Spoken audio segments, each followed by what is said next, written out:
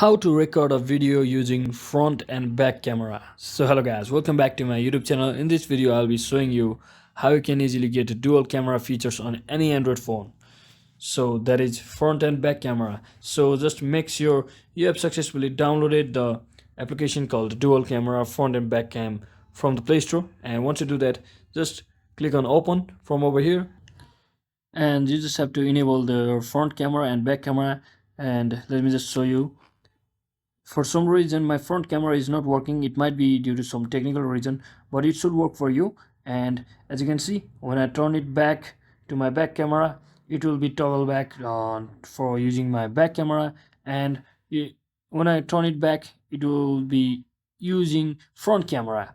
You might be seeing the another camera angle inside here because one is using front and one should be using back, but for some technical reason it's not being shown on my device. And that's exactly how you can use a dual camera on your phone or device, any Android phone. So hope this video was helpful. If it was, don't forget to like and subscribe to the channel. See you on the next